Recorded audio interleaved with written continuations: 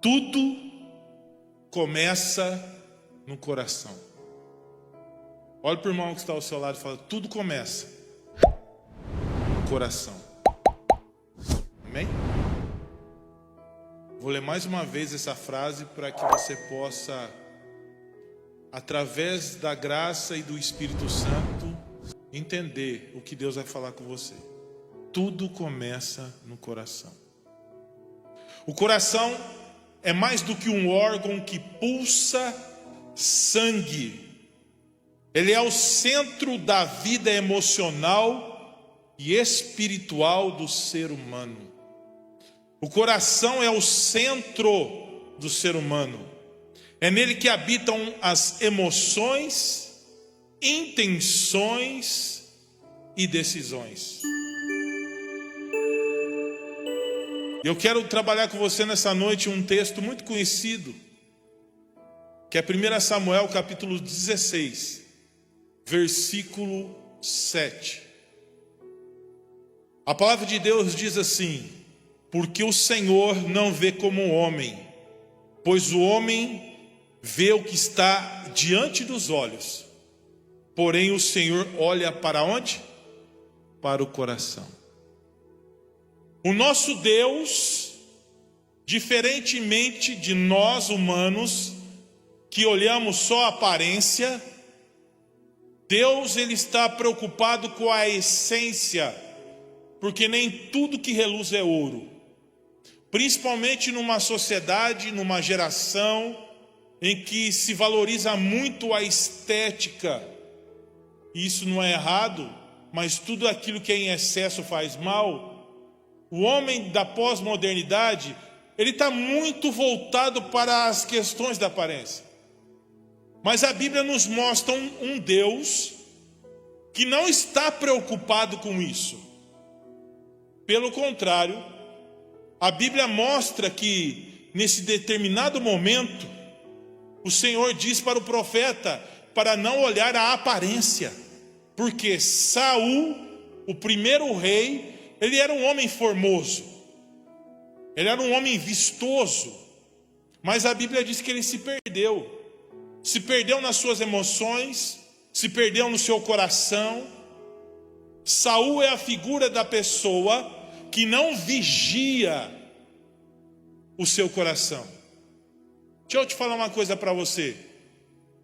Você tem vigiado o teu coração? Como está o teu coração nos dias de hoje? É pelo coração que nós recebemos a Jesus. É pelo coração que nós somos salvos. O coração não é simplesmente um órgão físico, mas é a sede da tua vida, da tua personalidade, do teu pensamento. A essência do teu ser está no seu coração. E Deus disse para o profeta: não olha para a aparência, porque o Senhor vê o coração. Ah, querido, eu tenho muita esperança nesse texto, porque às vezes nós somos julgados pela nossa aparência, e nós não somos compreendidos pela nossa essência. Mas Deus, e graças a Deus por isso, Ele tem um olhar diferente para conosco. O olhar de Deus, Ele olha o coração das pessoas. Davi era um homem que aparentemente não tinha a mesma formosura que Saul, mas Davi tinha coração. Deixa eu dizer algo para você, irmão. O sucesso, a tua salvação, a tua vitória está baseado naquilo que está no teu coração. Por isso que é muito importante nós guardarmos o nosso coração, porque o diabo também investe aonde? No nosso coração. E Deus, através do coração de Davi, que ele era um homem desprendido de uma vida de ganância e de poder. E eu acredito que quando Davi foi escolhido, ele ficou assustado, porque ele não era aquela pessoa que ambiciava o trono.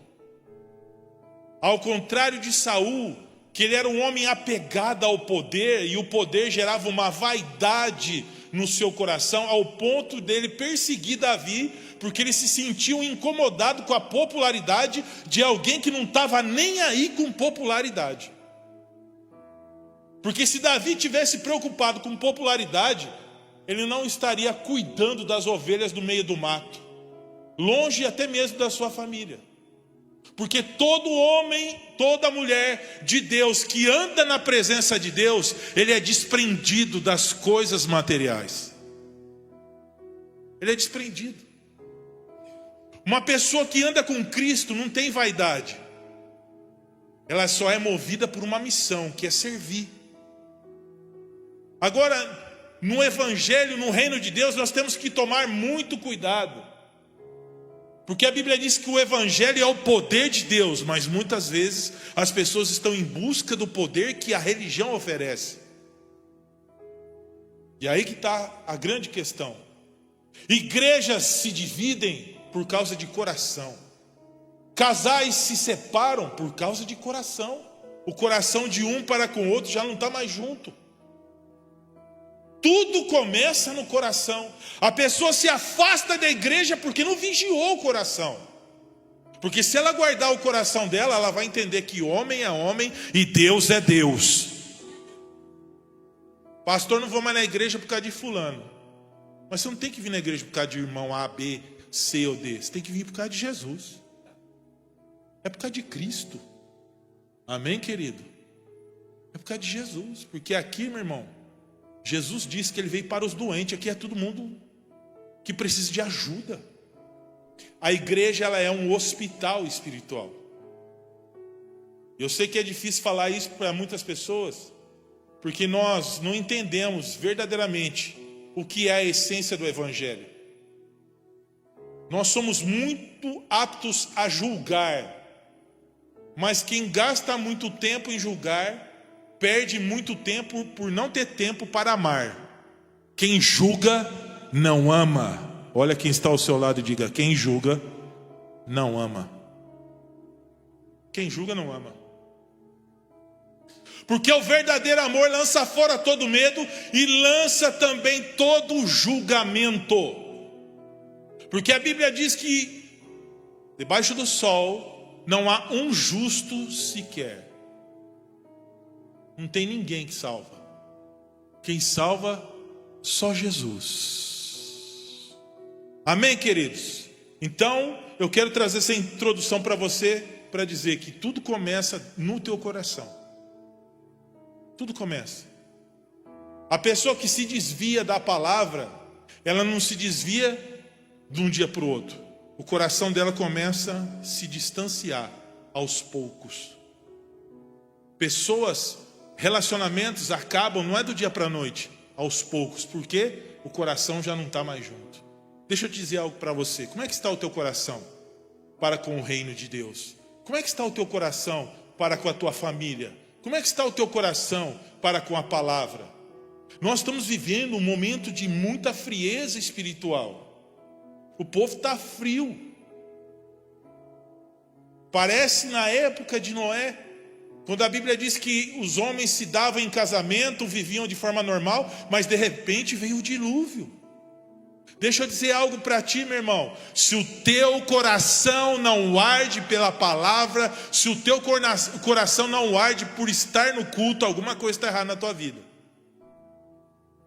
Alguma coisa está errada. Talvez, com todo respeito, eu vou dizer com todo respeito, você ativou na sua vida evangélica o modo católico de ser. É uma vez por semana na igreja para o pastor ver que você está aí e está tudo bem. Não está tudo bem. Você ativou o modo católico. Você virou um religioso. Mas cadê o prazer? Cadê aquele coração que ardia quando o louvor toca, quando a palavra entra? Aonde está? Deixa eu dizer uma coisa para você. Onde foi que você se perdeu? Onde foi que você se perdeu? Tem muita gente, e às vezes nós olhamos para a igreja e falamos: vamos evangelizar, vamos salvar as pessoas, mas os perdidos estão dentro da igreja. Maria, mãe de Jesus, perdeu Jesus no templo. Depois de 3 dias que ela foi: nossa, cadê meu filho? E tem muita gente dentro da igreja perdido porque perdeu o coração. Perdeu o coração. Teu coração não arde mais. Você não vem mais com aquele amor, com aquele prazer. Seja sincero para você, irmão. Deus me trouxe aqui nessa noite para te dar um chacoalhão, para dizer para você que se você não guardar o teu coração, você vai dançar. Você vai dançar. Na rede social, pula igual uma perereca. Chega na igreja, vira um sorveteriano. Não dá um glória. Na rede social, parece que está vivendo no paraíso. Sim ou não? Deus está vendo o teu coração. Porque o Senhor não vê como homem, pois o homem vê o que está diante dos olhos, porém o Senhor olha para o coração. Deus julga o coração. Diga Deus julga o coração. Jeremias 17:10 diz assim, coloca aí no telão, filho. Eu sou o Senhor que esquadrinho o coração e provo os pensamentos, isto para dar cada um segundo os seus caminhos. O que é esquadrinhar? É examinar minuciosamente. Deus pega o meu coração e começa a examinar minuciosamente, profundamente. Uma das razões para que Deus levasse o povo dele para o deserto é para que o povo avaliasse o seu próprio coração. Existe um livro muito bom que eu li faz muito tempo, do Martin Lloyd Jones, que diz: sincero, mas errado. Irmão, deixa eu dizer algo para ti. A tua sinceridade não vai te salvar. Você pode ser o sincero que for. No inferno está cheio de gente sincera. No cemitério está cheio de pessoas sinceras. Mas Deus esquadrinha o nosso coração. Por quê? Porque Ele quer nos usar. Ele quer nos abençoar. Mas Ele não pode abençoar, emancipar alguém cuja motivação está errada. Pessoas com motivações erradas, mesmo em coisas corretas, não serão bênção nem para ninguém e nem para si mesmo. As nossas motivações todos os dias têm que ser sondadas. Eu quero prosperar, eu quero crescer, eu quero pregar, eu quero louvar, eu quero não sei o quê. Mas qual a motivação? Qual é a motivação do teu coração? Pois a Bíblia diz que Deus resiste ao soberbo, mas dá graça aos humildes. Muitas portas não se abrem na nossa vida. Não é porque o diabo está se levantando, mas é porque o próprio Deus olha para mim e para você e vê que não há habilitação por causa da motivação. Não há. É muito sério isso, querido. Porque Deus quer te levar para um nível maior. Amém ou não? Deus quer te abençoar, Deus quer fazer você crescer, mas Ele está olhando para o teu coração. Os olhos de Deus estão sobre toda a terra. Os olhos de Deus estão sobre a tua vida. Deus está olhando para o teu coração e dizendo: filho, conserta esse coração antes que seja muito tarde. Eu sei que essa é uma palavra que não é de muita popularidade, né? Porque um pregador pregar um tipo de mensagem dessa só vai trazer prejuízo para quem prega. Porque é uma palavra de confronto. Mas eu sou mensageiro da cruz, irmão. Não tem outro caminho. Cada um dá segundo a natureza que tem. E essa é a minha natureza. O desejo do meu coração é que você seja salvo. Mas para que seja salvo, precisa ser corrigido. Você precisa corrigir a tua rota. Você não parou para pensar que você pode estar andando num caminho errado? Já parou para pensar nisso? A Bíblia diz que há caminhos que para o homem parecem direito, parecem, mas no final são caminhos de morte.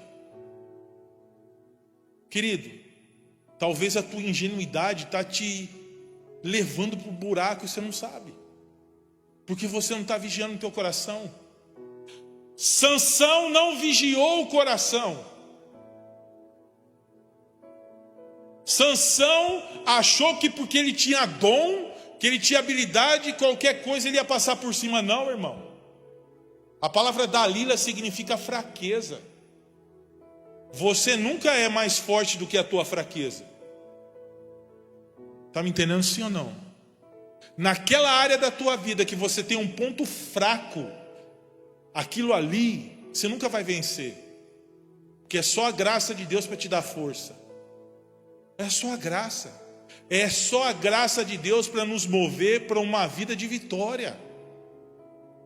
Irmãos, o apóstolo Paulo, na carta aos Romanos, no capítulo 7, do versículo 14 em diante, diz: miserável homem que sou.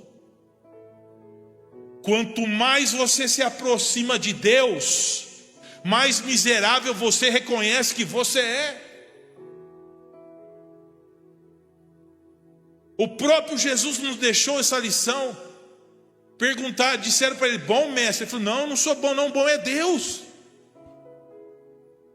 Querido, não há mérito nenhum em nossas vidas para que Deus possa fazer alguma coisa. Tudo que acontece na minha vida, tudo que acontece na sua vida é pela misericórdia dele. É porque ele proporciona. Você não é abençoado porque você é bom. Você é abençoado porque Deus é teu pai. Ele abençoa você porque ele tem prazer de te abençoar. Mas o mérito é dele. Ele esquadrinha o coração. Interessante, vem comigo na sequência do texto. Eu sou o Senhor que esquadrinha o coração e provo os pensamentos. Prova os pensamentos. O que é prova? Vou avaliar.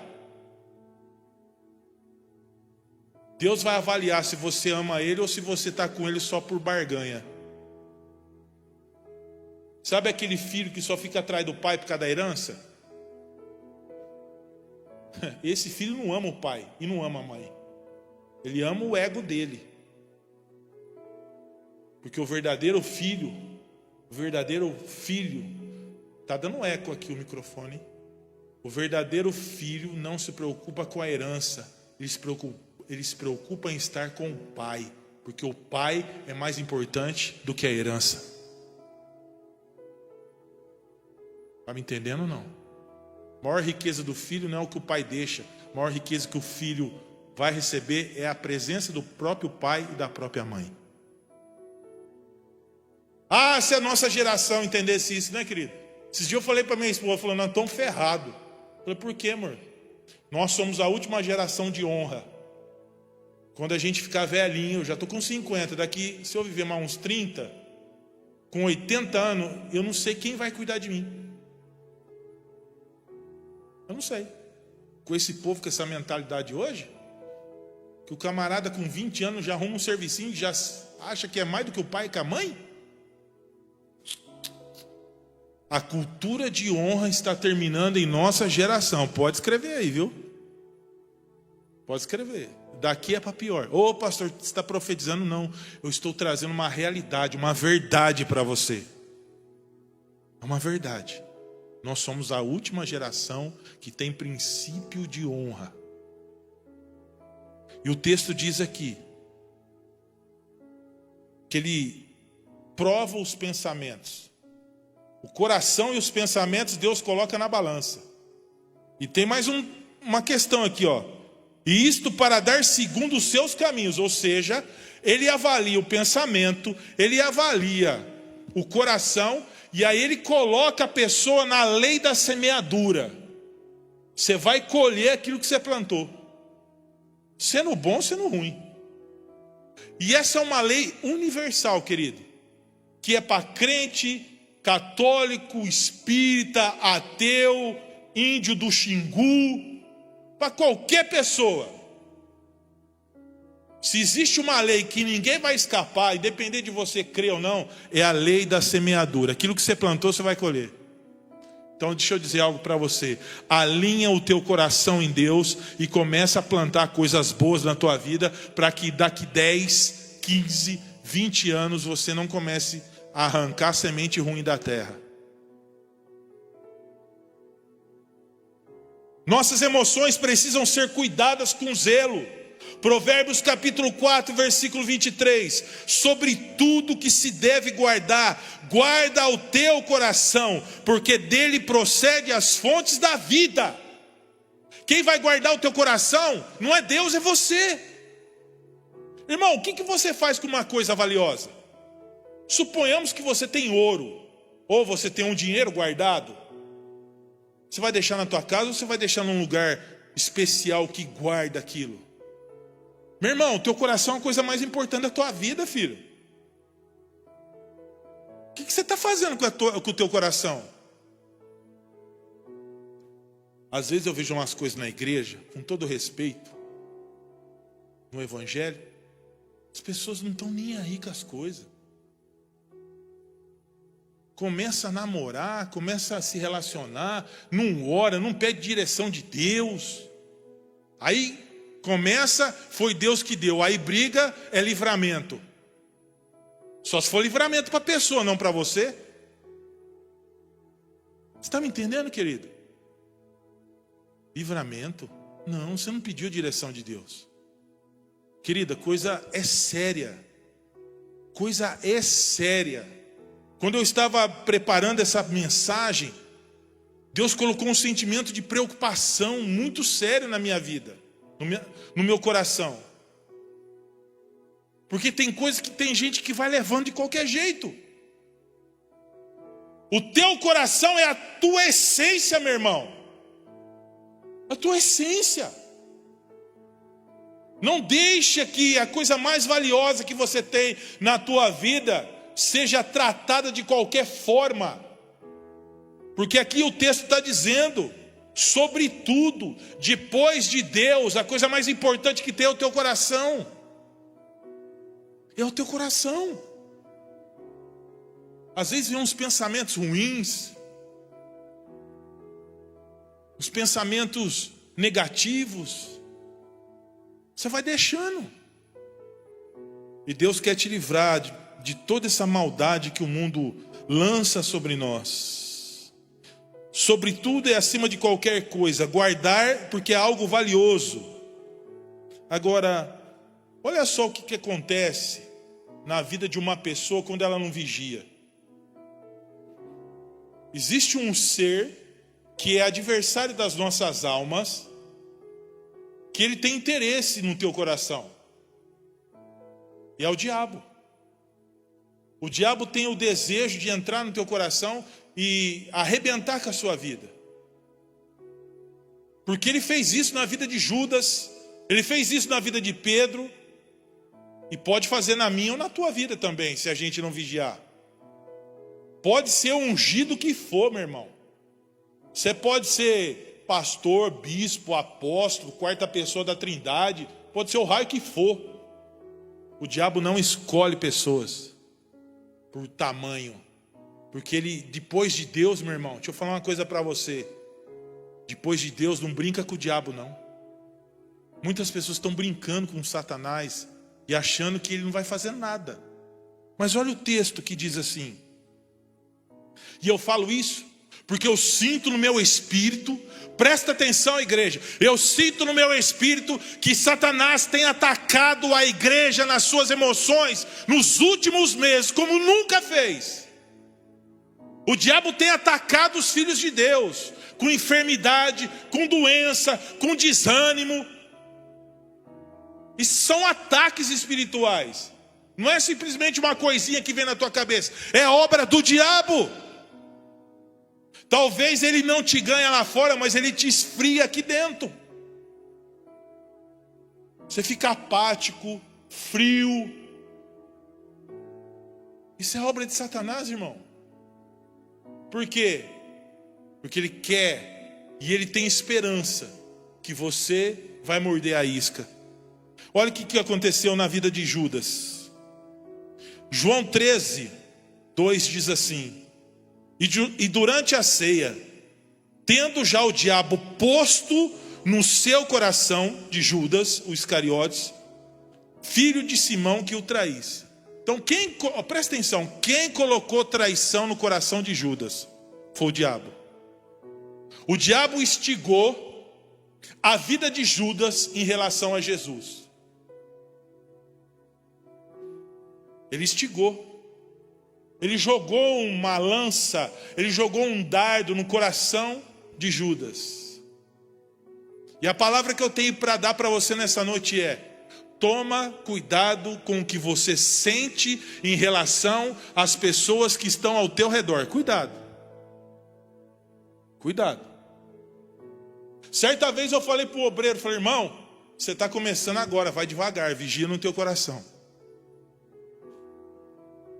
Unção é uma coisa, maturidade é outra. Mas não deu outra. Satanás entrou e tirou o cara da igreja. Porque não vigia. Irmãos, eu peço graça para Deus todo dia de manhã, e minha esposa é testemunha. Eu oro pedindo para que Deus guarde o meu coração. Eu oro para que, se Deus observar que eu vou desviar, ou que eu vou ser uma maldição para a igreja, eu prefiro que Deus tire a minha vida.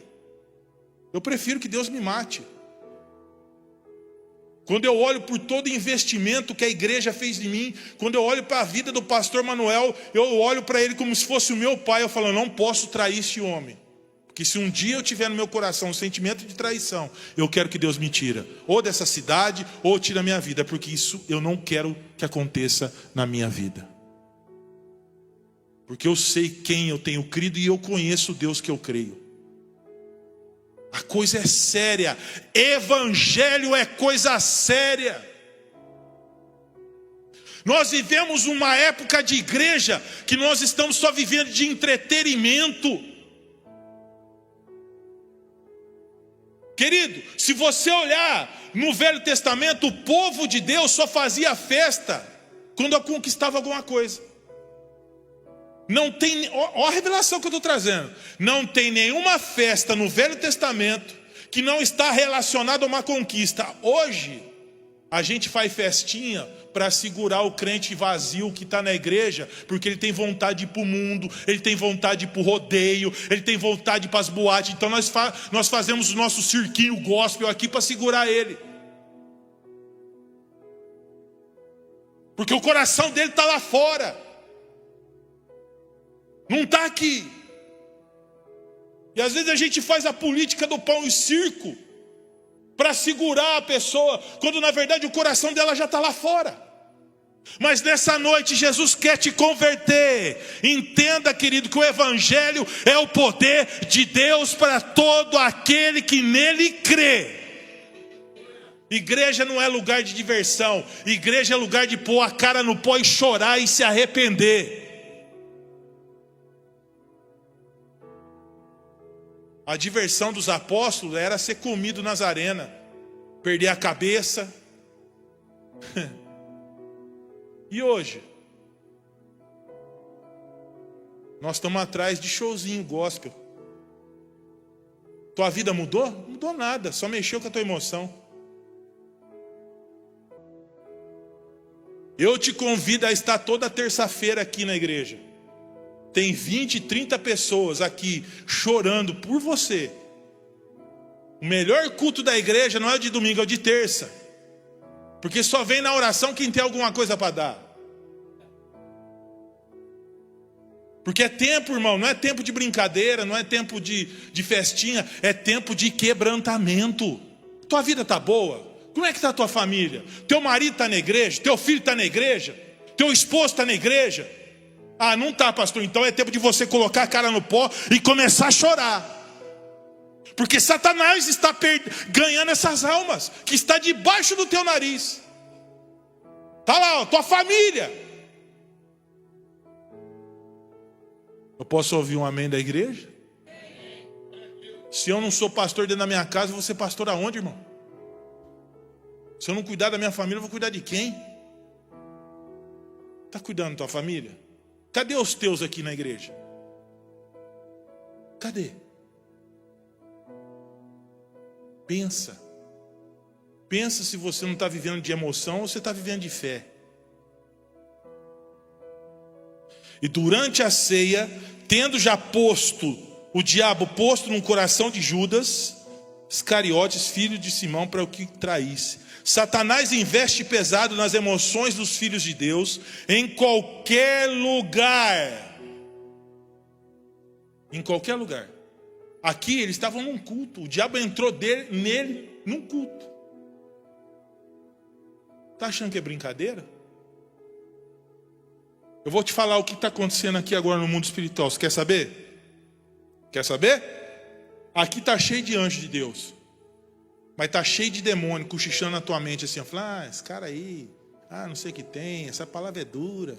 É demônio. Existe guerra espiritual nesse momento aqui, ó. Para que você não receba a palavra.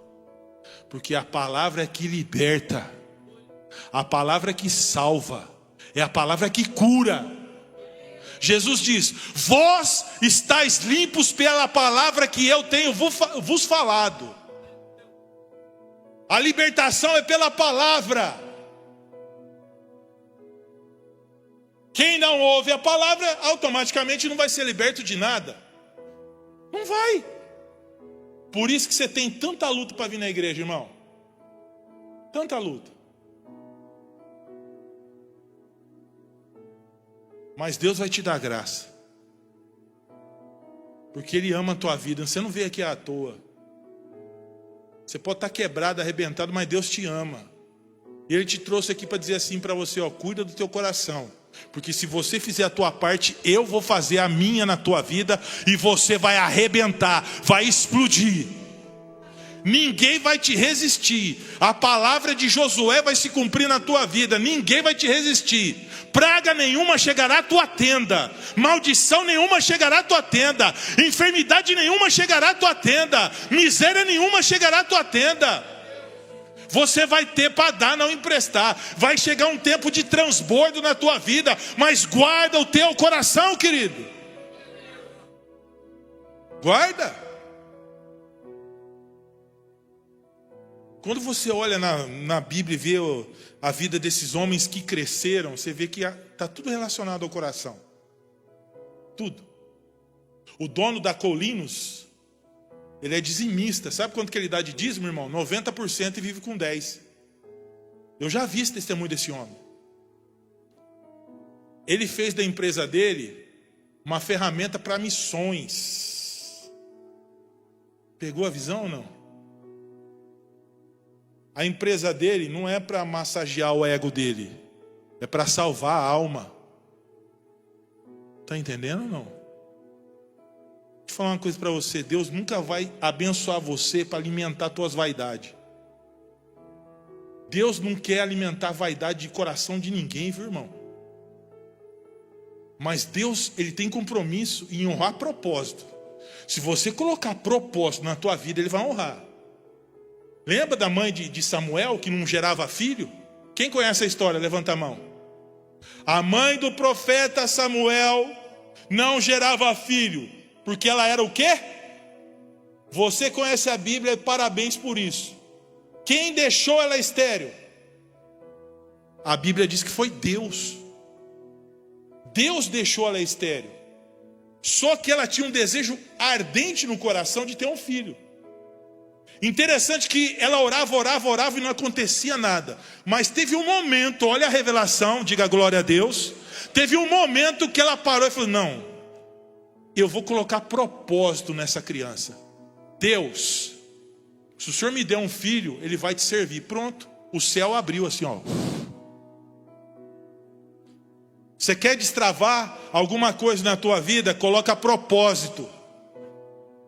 Coloca propósito. Tua empresa, pastor, mas a empresa minha é tão pequena. Irmão, não é o tamanho, é a intenção do coração que vale. Eu estou falando de coração desde o começo. É a intenção do coração. Se você colocar propósito naquilo que Deus te deu, Deus vai honrar você com crescimento. Você vai crescer, vai prosperar, vai abençoar outras pessoas, porque vai acontecer o que está escrito no Salmo 23, o meu cálice transborda. O transbordo é para quem está perto. Você precisa ser canal de bênção na vida das pessoas. Amém ou não? Esses dias eu e minha esposa, a gente fez um faxinão em casa. Eu falei para ela assim, amor, Deus, Ele só preenche o lugar que está vazio. Vamos fazer um negócio? Tem tanta roupa minha e sua aqui que a gente não usa. Irmão, deu 3 sacos assim de roupa. E eu falei assim, Deus já colocou no meu coração para quem que a gente vai dar. Quando a gente deu a roupa para uma determinada pessoa que não é da igreja, que é de outra igreja, ela disse assim, eu estava orando pedindo para Deus levantar alguém para me abençoar. Pegou ou não? Está na hora de você ser sensível à voz do Espírito Santo. E vou te dizer algo para você, eu fiz isso sem pretensão. Sem pretensão, vamos dar para as pessoas aí.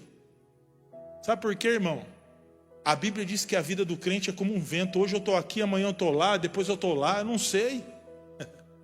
O verdadeiro cristão é aquele que tem raiz no céu e não na terra. Nossa raiz está no céu. Nossa pátria está no céu. Nossa cidade está no céu. Uma pessoa que tem Deus, ela precisa ser desprendida. Coisa que o jovem rico não foi. O jovem rico tinha toda a característica para ser o 13º discípulo. Eu acho que ele não foi porque era número 13. Porque número 13 é número de azar. Pelo menos no Brasil. Posso ouvir um amém da igreja? Você pegou a mensagem subliminar aí, né, irmão? Tomara que o Facebook não derrube a live. Mas também não falei nada. Falei nada. Só que 13 é um troço meio atrapalhado. O jovem rico, ele tinha tudo para ser, mas não foi. Porque faltava apenas uma única coisa: ser desprendido de coração. Deixa eu falar uma coisa para você, irmão. Quando você encontra Deus na tua vida, tudo fica em segundo plano. Teu carro, tua casa, teu dinheiro no banco, o teu sobrenome que você honrosamente lutou para construir numa cidade, vai tudo segundo plano. Porque Deus não precisa nada disso. É tão sério essas coisas, irmão, que aquilo que o ser humano se mata aqui na terra para ter, no céu vai ser o lugar que a gente vai pisar. A Bíblia fala que na eternidade, no novo céus e na nova terra, as ruas vão ser de ouro. Eu fico imaginando eu pisando no ouro. Quando eu estiver na eternidade, eu vou fazer assim, filho de uma mãe, eu estou aqui no céu agora, eu não tive você na terra, mas agora eu piso em você. Amém? Rua de ouro. Você acha que alguma coisa que tem valor você pisa? Não. Você não pisa. Se é uma coisa valorosa, a hora que você chega, você fala, opa, peraí. Mas Deus está querendo, através desta reflexão, mostrar para você que o que tem muito valor para nós, para Ele não tem valor nenhum. E a Bíblia diz que nós devemos ter o mesmo sentimento que Cristo teve. Porque Ele, sendo Deus, não usou por usurpação ser igual a Deus, antes se esvaziou da sua glória, tornando-se homem na forma de servo. Quanto mais você se esvaziar de você, mais o Espírito Santo vai encher você. Vão pisar na bola com você, vão te humilhar, vão dar tapa na sua cara, vão cuspir na tua face. Você não vai estar nem aí. Sabe por quê, irmão? Porque tudo que está acontecendo na tua vida é treinamento para Deus te colocar onde Ele quer. José só foi governador do Egito. Pega isso aqui que eu vou te falar. Olha para mim aqui. José só foi governador do Egito quando ele aprendeu a governar as suas próprias emoções em primeiro lugar. Ele jamais ia governar uma nação se ele não governasse o coração dele. Como pastor? Imagine os próprios irmãos ferrar com a vida dele. Imagina os irmãos dele jogarem no buraco. Imagina ele indo para a cadeia. Irmão, se você não tiver emocional para esse tipo de coisa, você fica rancoroso, você fica magoado. E digo algo para você: pessoas que têm coração magoado, pessoas que têm coração rancoroso, não estão aptos para governar absolutamente nada. Porque as pessoas que te ferem, porque as pessoas que te fazem o mal, serão as pessoas que você vai ter que servir elas. Cadê o amém? Meio forçadinho esse amém, né?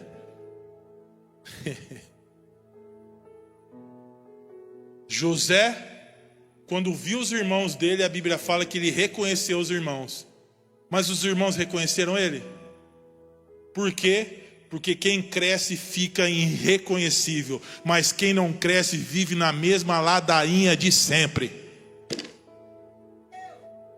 Pessoa que não cresce fica na mesma ladainha. Ó céus, ó dia, ó não sei o que. Ah, a coisa tá feia. Ah, o Brasil tá em crise. Ah, não sei o que tem. Ah, é esquerda. Ah, é direita. Não, irmão, é do alto que nós temos que buscar. É do alto. José foi um homem tremendo. Por quê? Porque ele guardou o coração dele.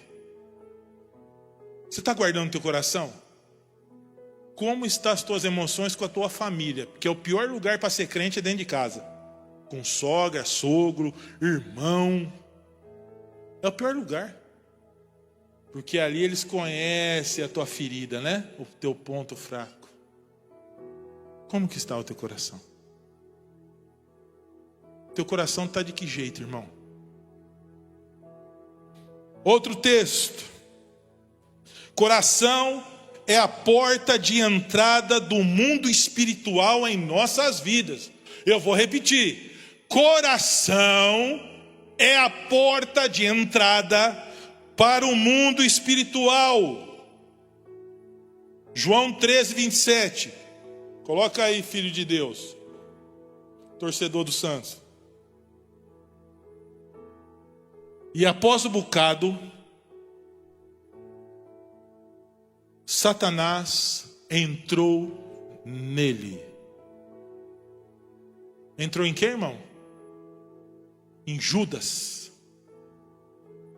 Judas, eu posso afirmar com toda certeza, de todos os 12, Judas era o maior líder de todos. Era o mais inteligente e o mais capaz. E o de mais confiança. Sabe por quê?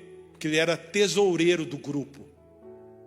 Você quer conhecer uma pessoa de confiança? Onde ela é tesoureira. A pessoa que é tesoureira de alguma coisa é porque é a pessoa de mais confiança daquele lugar. Porque está lidando com dinheiro, está lidando com finanças. Jesus confiou as maiores autoridades na mão de Judas para dizer assim: cara, eu vou colocar na tua mão. Está me entendendo ou não? E a Bíblia diz que Satanás entrou em Judas.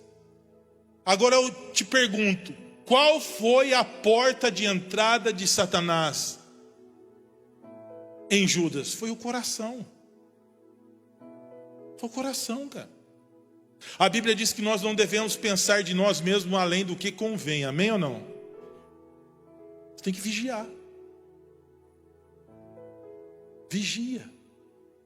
O diabo é um leão que você tem que vencer ele todo dia, viu, irmão? Todo dia. Todo dia. Jesus ensinou isso aonde? Na oração do Pai Nosso. Pai nosso que estás no céu, santificado seja o vosso nome. Venha a nós o vosso... Se ele está falando, venha a nós o vosso reino, significa que Deus não está governando as nossas vidas, que nós temos que chamar o governo dele para nós. Seja feita a tua vontade, assim na terra como no... O pão nosso de cada dia, perdoai nossas dívidas, assim como nós temos perdoado os nossos... E não nos deixei cair mas livrai-nos. Deus trabalha com prova, Satanás trabalha com tentação. Agora presta atenção que eu vou te falar. A tentação que o diabo prepara é segundo o que está no coração da pessoa. Se a tua fraqueza é mulher, o diabo não vai te atentar com dinheiro, irmão. Ele vai te atentar você com rabo de saia. Guarda bem isso. Posso ouvir um amém dos homens? Vigia. Você que é casado, vigia com as pombagiras aí pra rua, viu? Vigia, irmão. Cuidado com o teu casamento. Porque o inimigo tá de olho no teu casamento. Não nos deixei cair em tentação, mas livra-nos. De quem? Deixa eu fazer uma pergunta para você. Todo dia você ora para Deus te livrar do mal? Porque é todo dia que tem que fazer isso. Você sabia que todo dia o inimigo tem um propósito na tua vida também? Você sabia que o adversário da tua alma tem um propósito na tua vida? Não é só Deus não, o diabo também tem. Segundo a tua fraqueza, ele vai te atentar para derrubar você. Agora, o que você vai fazer? Vai colocar isso diante de Deus em oração. Senhor, eu tenho fraqueza em tal área da minha vida. Porque quem confessa fraqueza não confessa fracasso. Ô, meu irmão, se o teu problema é bebida, por que você fica na rodinha de quem está bebendo? Sai fora, querido. Isso é coisa do velho homem. Irmão, você veio para a igreja, você não veio para mudar de vida? Pelo menos a igreja, pelo que a gente aprende na palavra, é para mudar de vida. A Bíblia diz, o que mente não mente mais, o que furta não furta mais, o que rouba não rouba mais, o que bebe não bebe mais, o que se prostitui não se prostitui mais, é o que está na Bíblia, não é o que o pastor William está falando. Nós temos que abandonar a nossa velha vida. Porque o evangelho significa novo homem, novo nascimento, nova natureza. Isso é o evangelho. É eu morrer para o mundo. É eu morrer para aquilo que o mundo oferece. O evangelho é isso. O evangelho não é deixar de ser católico para virar crente, deixar de ser testemunha de Jeová para virar crente, deixar de ser espírita para virar crente. Não, irmão, isso é mudança de religião. O evangelho é, eu era um pecador perdido e agora eu sou um santo de Deus e transformado pela palavra e pelo novo nascimento. Desceu as águas do batismo. Fica firme. Desceu as águas do batismo, você está se comprometendo com Cristo.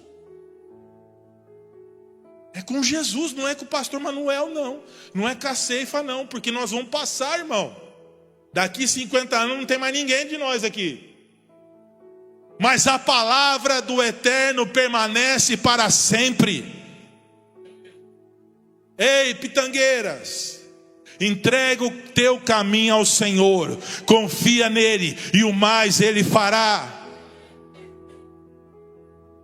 O evangelho é o poder de Deus para todo aquele que nele crê. O evangelho é para transformar, o evangelho é para mudar, o evangelho é para ser mais radical, no sentido de eu não quero mais isso. A Bíblia diz em Efésios capítulo 4, versículo 27, não deis lugar ao diabo. Não concedam nenhum espaço ou brecha ou oportunidade para que ele atue.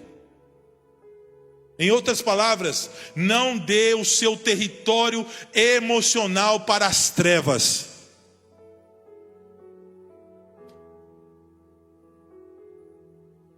Se você está sentindo que a coisa vai entortar, sai fora. Às vezes eu sinto que o inimigo... Sério, meu irmão? Às vezes eu sinto umas presenças do diabo lá querendo fazer com que eu brigue com a minha mulher. Sabe o que eu faço? Eu ativo o modo demência. Eu vou te explicar como é que é. A mulher vem brigar com você fala, é isso aí mesmo, Eu ativo o modo demência. Pronto, acabou a briga. Facinho. É facinho envergonhar o diabo. É só não fazer o jogo dele.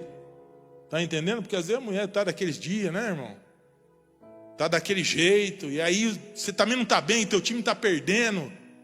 Você tá irritado, não dormiu de noite. Aí você tem que ativar o modo demência. No bom sentido. Pastor, onde está isso na Bíblia? Eu vou te provar que está na Bíblia. Davi, quando estava sendo perseguido por Saul, pastor, ele não se fingiu de louco? É bíblico ou não é? Tá vendo? Irmão, você fica dando de muito esperto, o povo vai em cima de você. Tem hora que você tem que dar de bobão mesmo. Fingir que você é bobo. Para ganhar tempo, para desviar do foco de invejoso, de perseguidor, de gente chata. É assim que faz. Então você ativa o modo demência, fica de boa e está tudo resolvido. Olha para o irmão que está ao seu lado e fala assim, está tudo resolvido, irmão. Pelo menos na minha casa está funcionando. E o duro que a minha mulher está vendo a live aí, e a hora que eu chegar eu estou morto. Minha esposa está cuidando da coisa que ela mais ama na vida dela, que é a sogra. Vixe, agora deu pau. Mas ela está lá, cuidando da minha mãe. Glória a Deus. Como vencer Satanás em nossas emoções? Primeiro, não subestimando os desígnios do diabo. A Bíblia diz em 2 Coríntios, capítulo 2, versículo 10 e 11. Para que Satanás não leve vantagem sobre vós, pois não ignoremos os seus desígnios. Não brinca não.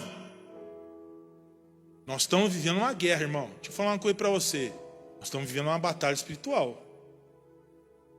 Muito forte. Mas muito forte. Eu li um livro de um autor, acho que uns 25 anos atrás. Do irmão Watmani, que ele dizia assim, que nos últimos tempos, antes da igreja ser arrebatada, Satanás ia intensificar os ataques sobre a igreja, principalmente em questões de enfermidade. Ele ia atacar o povo de Deus mesmo, com doença, com enfermidade. E isso tem ocorrido, irmão, principalmente na liderança. Deixa eu falar uma coisa para você. Você tem orado pelos teus líderes? Porque o diabo, para atacar o rebanho, primeiro ele fere o pastor. Você tem orado pelos teus pastores? A igreja precisa apacentar os seus líderes também. Às vezes a gente acha que cuidar dos outros é dar dinheiro. Não, isso aí é oferta, é abençoar. Cuidar de alguém é trazer uma palavra de conforto, é ligar, é mandar um zap, é ir na casa da pessoa. Irmão, eu sou confortado. Tem uma meia dúzia de irmão aqui na igreja que sempre está ministrando sobre a minha vida. A Vera, a Verinha que está aqui, a Maria, a Márcia, que é a irmã da Maria, e outros aí sempre estão dando palavra de motivação, porque às vezes a gente chega aqui só o pó da rabiola. Mas quando eu escuto uma palavra de alguém que a gente sabe que tem seriedade, vou falar, opa, Deus está falando. Então aquilo dá um up. E nós temos que abrir os nossos olhos, porque os ataques do nosso adversário vão se intensificar ainda mais. 2026 vai ser um ano muito difícil, principalmente para o Brasil. Porque nós estamos lutando com principados e potestades. Você não tem noção de que é isso. Irmão, às vezes eu vou abrir meu coração aqui, não é crítica não, tá? E não tem nada a ver com vocês. Às vezes eu vou nos lugares aí, numas reuniões políticas, eu fui na Câmara, pronto. Irmão, que opressão é aquele lugar espiritual. Que lugar pesado. A Aline trabalha lá, né, Aline? Eu falei, a gente precisa abrir a mente e entender que existe uma guerra. O nosso adversário está investindo pesado. Eu vou frisar isso aí até nós entendermos a realidade das coisas. O nosso adversário está investindo pesado. Esse irmão que escreveu esse livro, ele ficou tuberculoso. Ele ia pregar na igreja, ele tossia, enchia o lenço dele de sangue. E o diabo se levantou tanto com a vida dele, porque ele ficou tão doente que a mulher abandonou ele. Ele foi morar com a mãe, levantaram um espírito de calúnia sobre a vida dele, dizendo que ele estava com outra mulher. E ele estava morando com a mãe dele, porque a única que cuidava dele era a mãe dele. Sabe como é que ele foi curado, irmão? Uma criança entrou no quarto dele e fez a seguinte oração: Senhor, os mortos não podem te louvar. Cura o nosso irmão para que ele possa nos abençoar. A doença saiu do corpo daquele homem. Deus quer usar a igreja para libertar os apóstolos que estão aprisionados, os irmãos que estão aprisionados. Em nome de Jesus eu quero profetizar Atos capítulo 12. Que a igreja orava intensamente pelos seus líderes e os anjos começaram a descer e houve libertação naquele povo. Eu quero dizer para você que em nome de Jesus, todo céu de bronze, de resistência contra as nossas vidas, é caído por terra pelo poder que é no nome e no sangue de Jesus. Que Deus venha repreender todo bronze, toda resistência. Nós somos uma igreja profética, nós somos uma igreja apostólica, nós somos a boca de Deus aqui na terra, e nós não vamos nos calar. Porque a Bíblia diz: o fraco diga eu sou forte. Olha para o irmão que está ao seu lado e fala assim: o fraco diga eu sou forte. Você é forte, irmão.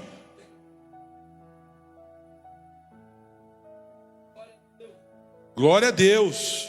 Pode glorificar o Senhor. 1 Pedro capítulo 5, versículo 8 diz assim: sede sóbrios e vigilantes. O vosso adversário o diabo anda ao vosso derredor, bramando como leão, buscando a quem possa tragar. Sobriedade e vigilância. O que é uma pessoa sóbria? É aquela que tem autocontrole, aquela que tem lucidez, aquela que é moderada, aquela que está apta para discernir o ambiente e as situações.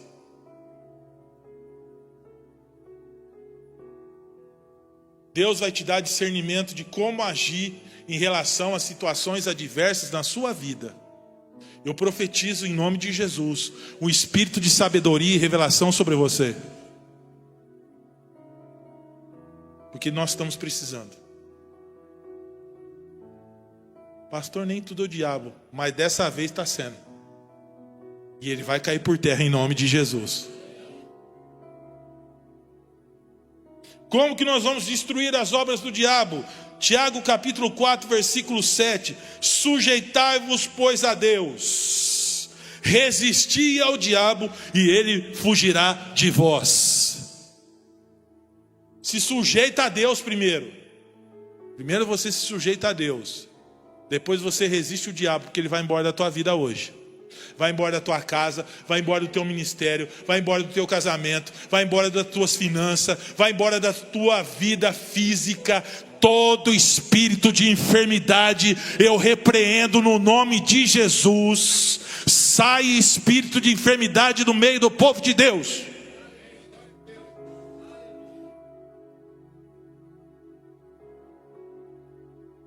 Eu lembro quando eu estava no HC, quando eu fiquei com a minha mãe lá, eu até vou escrever um livro sobre isso aí, viu, irmão? Calma, filho, calma, que um dia você vai ver Deus me usar de verdade. E eu fui beber água, eram umas 11 horas da noite.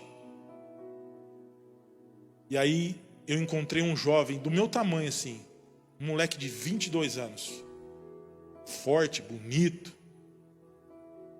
E eu falei: e aí, beleza, tudo bem? Ele falou: oba, tudo jóia. Falei: cara, o que você vai fazer aqui? Eu falando com ele: eu vou fazer uma operação no meu coração, que vai durar 7 horas. Eles vão colocar um negócio de porco no meu coração, uns negócios. Eu falei: vixe, meu, sério? E aí, você? Não, eu tô meio com medo, cara. Tô meio apavorado. Aí ele sentou, eu voltei, fui beber água. Quando eu estou com o copo d'água assim, no bebedouro, o Espírito Santo começa a falar comigo. Volta lá e fala com ele e profetiza sobre a vida dele. Irmão, eu não conhecia o rapaz. Cara de Piracicaba. Eu cheguei nele e falei assim, ó, Deus manda eu te entregar uma palavra. Você vai voltar para a igreja. Eu não sabia nem se ele era de igreja. Eu falei, mas eu vou deixar o Espírito falar. Vou ver se é... Eu, no meu íntimo, eu estava querendo provar se era Deus que estava me usando mesmo. Você vai voltar para a igreja. Você vai testemunhar o que o Senhor fez na tua vida. E você vai ser um testemunho vivo de Deus na terra. E peguei e voltei para o quarto. No que eu voltei para o quarto, dormi, 7 horas da manhã o menino levanta. E vai lá no meu quarto. Falou, vem cá, William. Cara, eu preciso te contar um negócio. Eu falei, o que foi? Você lembra aquilo que você falou para mim ontem? Era 2 horas da manhã. Eu lembro. Você me conhece? Não, eu falei, não te conheço. Eu sou da igreja, sou desviado. Eu falei, é? Mas depois que você falou aquilo lá, eu vou voltar para a igreja. Oh, que bom, cara, mas você não sabe da maior. O médico chegou aqui e falou para mim que não vai precisar mais operar. Eu, milagrosamente, ele falou que ele vai desistir da operação, que não vai mais precisar operar, porque era uma operação de muito risco. Aí eu falei para ele, então agora você vai para a igreja e testemunha o que Jesus fez na tua vida. Você está me entendendo, irmão? Temos que profetizar em nome de Jesus. Eu lembro que a médica que ia operar minha mãe, ela começou a chorar na minha frente e eu comecei a ter pânico. E eu senti que aquela médica estava com medo da minha mãe morrer. E eu lembrei de uma palavra de um irmão da igreja Deus e Amor, que entrou no quarto e disse, essa enfermidade não é para a morte, mas é para a glória de Deus. Eu abracei aquilo lá. E eu olhei para a médica e falei, doutora, não pode ficar despreocupada. Quem vai operar minha mãe é Jesus. Irmãos, a minha mãe não precisou ficar nem na UTI. Acabou a operação, ela já foi para o quarto, coisa de 1 hora. Isso é milagre, tirou um câncer do estômago, do intestino. Uma pessoa de 82 anos. Isso é milagre, é poder de Deus. É um tempo de milagre chegando sobre a tua vida. Tudo que está acontecendo na tua vida é preparação de Deus para te moldar, para te preparar. Você está sendo treinado para coisas grandes. Coisa grande vai acontecer na tua vida. Mas primeiro, sabe o que acontece?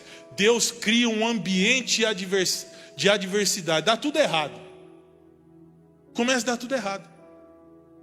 Você fala, pô, mas Deus deu uma palavra. E é todo desse jeito. Pois é, irmão. Porque Deus quer amadurecer a tua fé. Ele quer que você creia. Porque Ele é o mesmo ontem, hoje e eternamente. Posso ouvir um amém? Essa semana vai acontecer muitos milagres na tua casa. Você vai ter muitas boas notícias nesta semana.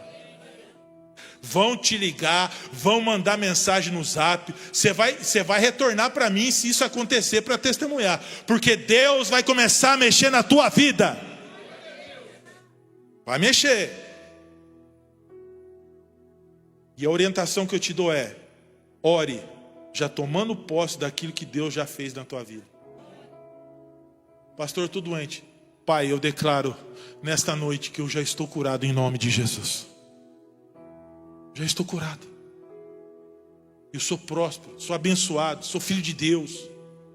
Começa a profetizar, irmãos, porque palavras têm poder. Palavras têm poder. Jesus diz na sua palavra em João: a minha palavra é espírito e vida. Toda palavra que sai da boca de um homem de Deus é espírito e vida. Teve um dia que o pastor Manuel pediu para estar ungindo uns irmãos aqui. Eu estou contando isso para a glória de Deus, irmão. Porque eu não tenho dom de revelação, não tenho dom de nada. Um irmão se achegou diante de mim e eu senti no meu coração de dar uma palavra para ele. Falei: irmão, ainda esse ano você vai crescer no teu trabalho. Deus vai te elevar. E aí eu senti a ausência dele na igreja, mandei um zap para ele essa semana. Eu falei, cara, onde você está? Ele falou, rapaz, eu esqueci de te falar. Eu fui promovido. Lembra aquela palavra que o Senhor deu no culto, que me ungiu? Pois é, aconteceu. Falei, glória a Deus. Irmão, nós precisamos acreditar que as coisas acontecem. Porque senão, você concorda comigo que tudo isso aqui é em vão? É em vão. Você sai da tua casa, gasta a tua gasolina, gasta o teu perfume da Boticário, fica cheirosinho, senta aqui e não acontece nada. Eu me recuso a viver uma vida dessa. Eu quero experimentar o poder de Deus na minha vida. Eu quero experimentar o sobrenatural de Deus na minha vida. No mês de janeiro, a minha irmã veio visitar a gente aqui em Pitangueiras. E quando ela foi embora, antes de ir embora, a gente reuniu na sala para orar. Estava eu, meu pai, meu sobrinho, minha mãe, minha irmã, minha esposa. E eu comecei a orar, Espírito Santo, venha sobre a nossa vida. Espírito Santo, venha sobre a nossa vida. De repente eu escuto um barulho assim, ó. Falei, nossa, caiu a porta da sala. Fiquei com medo, estava todo mundo dos olhos fechados. Quando eu abri os olhos, tinha uma pomba desse tamanho em cima do ombro da minha irmã. E eu estava orando e invocando o Espírito Santo. E aí eu peguei aquela pomba, coloquei na mão do meu pai, assim, ó. A coisa mais linda, irmão. E Deus falou comigo assim, hoje eu selo a restauração da tua família. Foi um sinal de Deus, porque nós estávamos separados há mais de 30 anos. Mais de 30 anos que eu não via minha família. E Deus uniu naquele momento. E a pomba foi um sinal. Deixa eu dizer algo para você. Se você crer, você vai receber. Se você crer, sinais vão acompanhar você. É um tempo de sinal sobre a tua vida.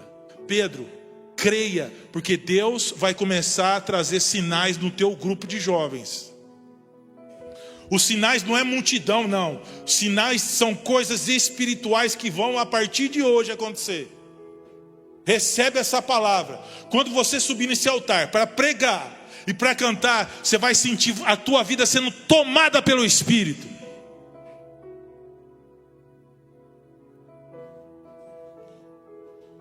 Nós estamos acabando já.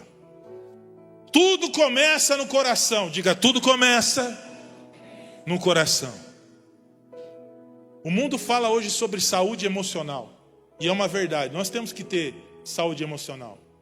O texto que fala muito bem disso está em Mateus capítulo 5, versículo 8.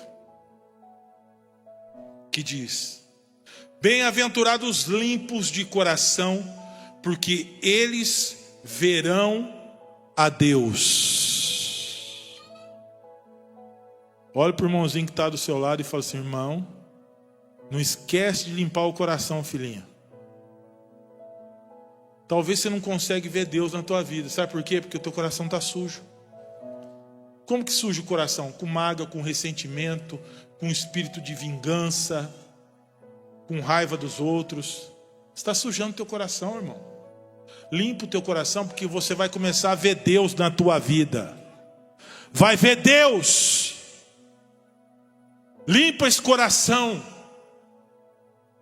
Entra no chuveiro espiritual de Jeová e fala, Deus, limpa-me. Bem-aventurados os limpos de coração, porque verão a Deus. O salmista também pediu isso. Salmo 51, 10. Cria em mim, ó Deus, um coração puro, e renova em mim um espírito reto. Por que Davi pediu isso? Porque no Salmos de número 51, Davi confessa o seu pecado de adultério. Ele caiu. Ele pecou. Mas ele se humilhou diante de Deus. Eu não sei qual a sua situação, se você caiu, se você não caiu. Porque a Bíblia diz, aquele que pensa estar de pé, cuide para que não caia. Então, na verdade, será que nós estamos de pé? Cada um que avalia a sua própria vida.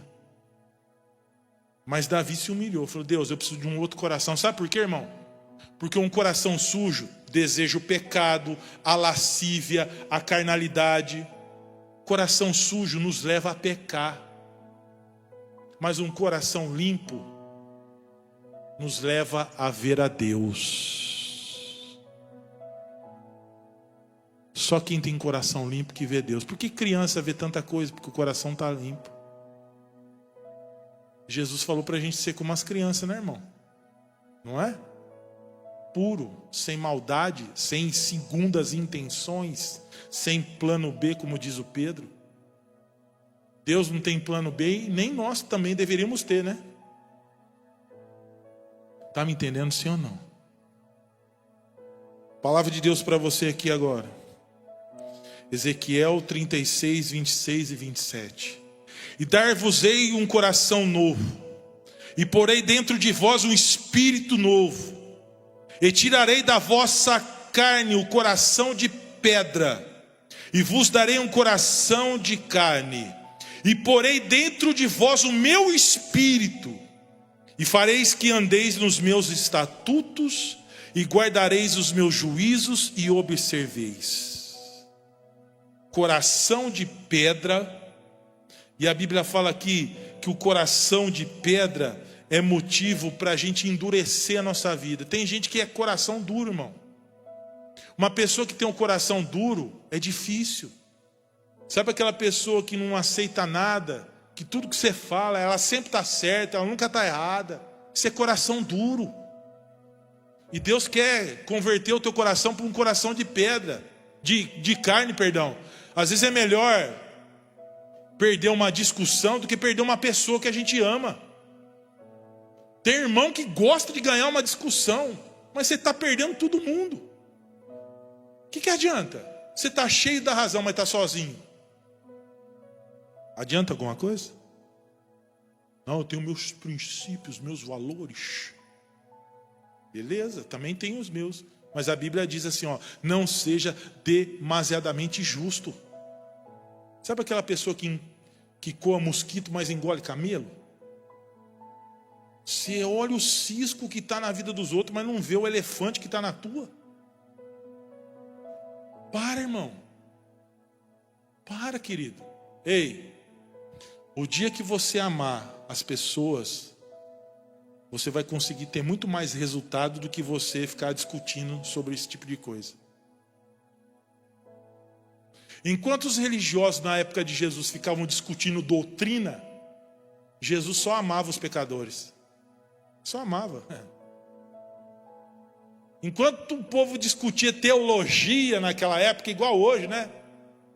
O povo entra na internet só para discutir teologia, mas não ganha uma alma.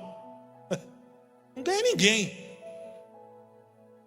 Jesus era diferente, ele amava as pessoas, ele ganhava as pessoas.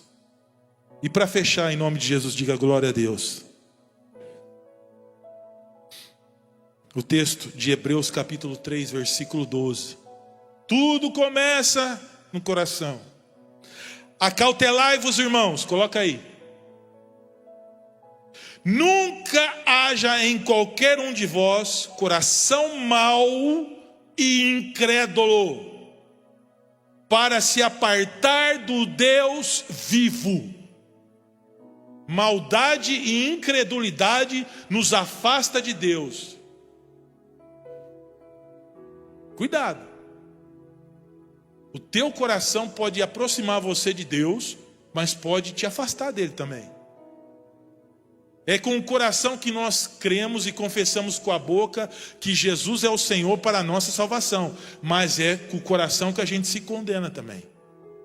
Então a coisa mais importante que você tem na sua vida, depois de nosso Senhor e Salvador Jesus Cristo, é o teu coração. Não trata o teu coração de qualquer forma. Não ache que ele é simplesmente um órgãozinho que fica batendo. Não. É a sede e a essência da tua vida que está ali. Amém? Eu quero convidar você a ficar de pé.